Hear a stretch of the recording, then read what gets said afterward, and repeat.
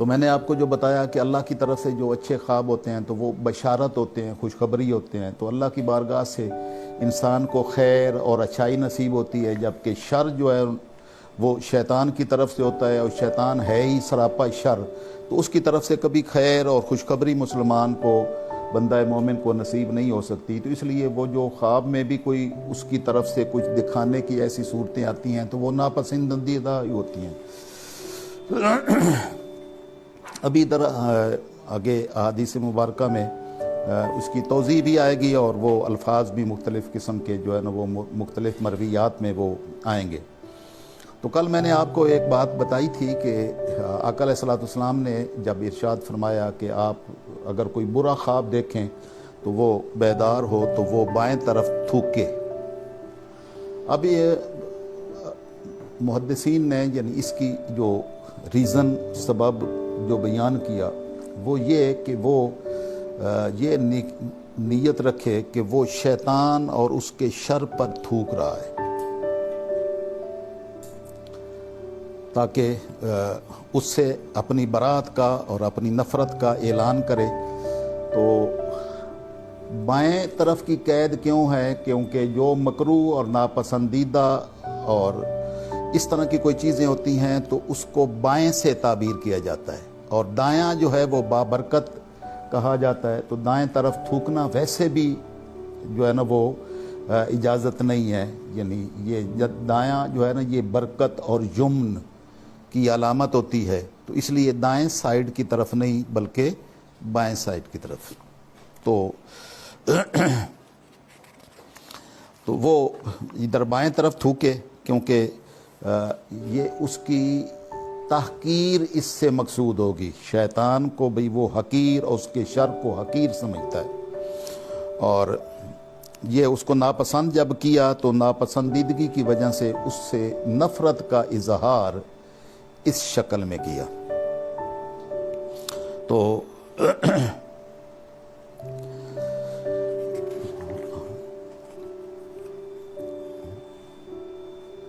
اور ساتھ میں نے آپ کو اسی حدیث پاک کی روشنی میں یہ بات بھی واضح کی تھی کہ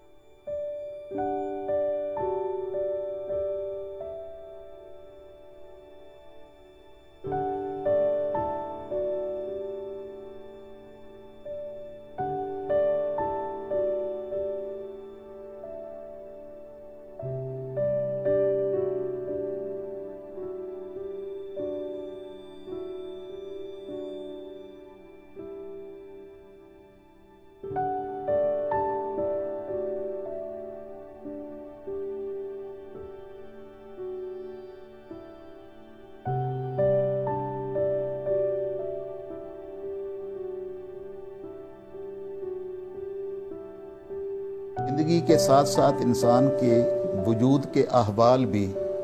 شکلیں بھی چینج ہو جاتی ہیں۔ آپ اپنے بچپن کی شکل کو اگر دیکھیں تو آپ کو پتہ چلتا ہے بھئی یہ میں ہی ہوں، مشکل سے پتہ چلتا ہے۔ شاید خود آپ کو پتہ چل جائے، دوسرا آپ کا دوست، دوسرا آپ کو صحیح اس طرح سے پہچان نہ سکے۔ تو جو آگے کی زندگی ہے، اس آگے کی زندگی میں یہ جو رکاوٹیں ہیں یہ دور ہو جاتی ہیں۔ تو بعض لوگ جو ہے بس اس غلط فہمی میں مبتلا ہوئے کہ جیسے یہاں کی زندگی میں انسان مقید ہے تو اسی طرح آگے بھی مقید رہے گا۔ تو یہ روح انسانی، یہ عالم بالا کی چیز ہے۔ جب یہ اس جسم میں مقید ہوتی ہے تو جسم کے تقاضوں کے ساتھ جب تک اس جسم کے تقاضوں میں بند رہتی ہے تو اس کا دیکھنا، سننا، آنا جانا بھی مقید رہتا ہے۔ اور جب وہ اس کو اتنا نفیس بنا لیتا ہے کہ جسم کی کثافتیں اس پر اثر انداز نہ ہو سکیں اور روح اپنی اصلی حالت میں مضبوط اور قوی ہو جائے، تو پھر اس کے احوال، اس کے اختیارات، اس کی چال ڈال، اس کا آنا جانا، اس کا دیکھنا سننا، اس کی گرفت، وہ ساری مختلف ہو جاتی ہے۔ اس کا نمونہ ایک رب ذوالجلال نے اس اگلی زندگی کا، جب یہ مقید ہونے سے نکل کر، یعنی جسم میں مقید نہیں رہے گی روح، اور یہ اللہ کی بارگاہ کی طرف پرواز کر جائے گی، تو اس کی کیفیتیں کیا ہوں گی، تو وہ خواب میں اس حقیقت کو بیان کیا گیا ہے۔ آپ سوئے ہوئے ہوتے ہیں، ادھر بیڈ پر سوئے ہوئے ہوتے ہیں، تو آپ خواب میں جب وہ حرمین شریفین پہنچے ہوئے، ٹھیک ہے، آپ کا جسم یہاں ہے، آپ اپنے آپ کو دیکھ رہے ہیں کہ آپ حرمین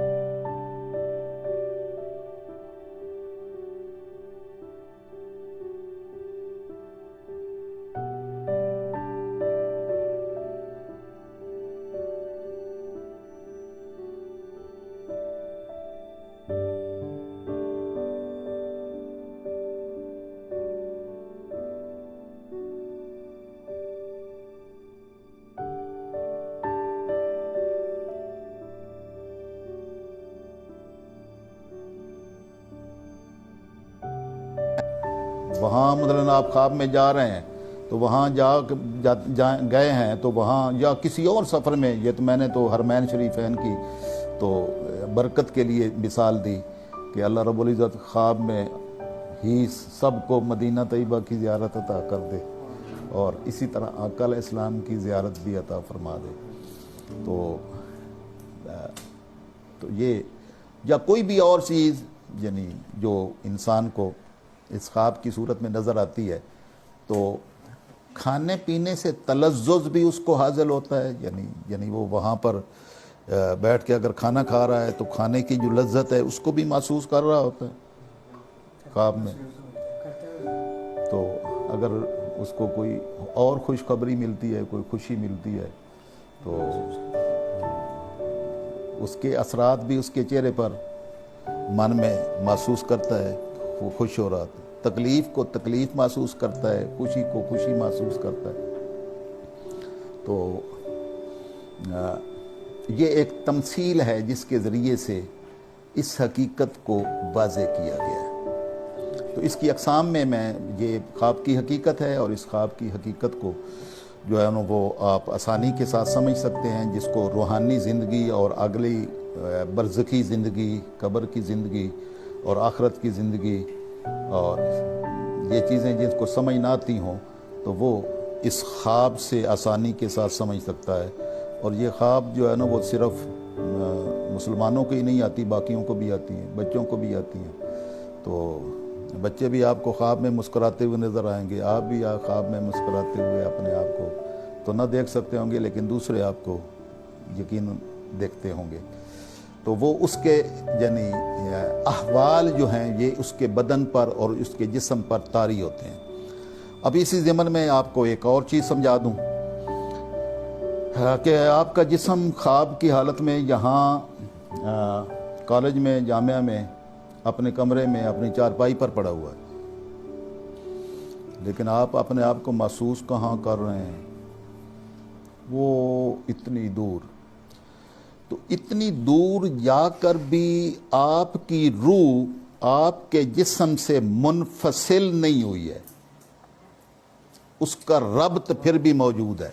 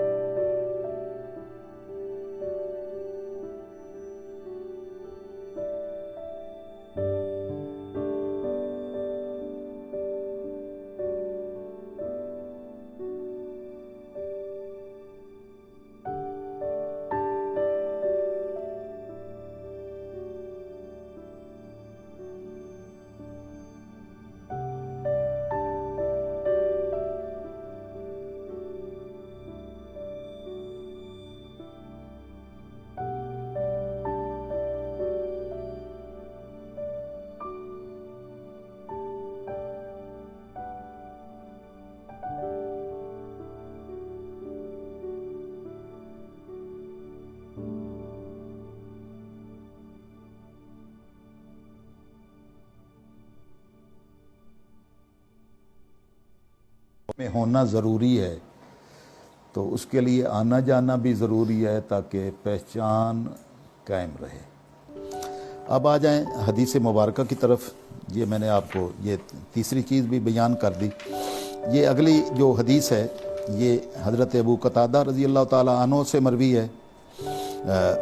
پچھلی حدیث جو ابو سلمہ رضی اللہ تعالیٰ عنہ سے مروی تھی، انہوں نے براہ راست رسول اللہ صلی اللہ علیہ وسلم سے بیان کی تھی۔ یہ جو ہے نبی سلمہ تھا، نبی قتادہ تھا، انہوں نے حضرت ابو قتادہ رضی اللہ تعالیٰ عنہ سے بیان کیا اور ان کے واسطے سے آقا علیہ الصلوۃ والسلام سے مثلہ اسی طرح کی حدیث بیان کی۔ ولم یذکر فی حدیثہم قول ابی سلمہ کنت ارا الرؤیا اورا منہا اور غیر انی لا ازملو،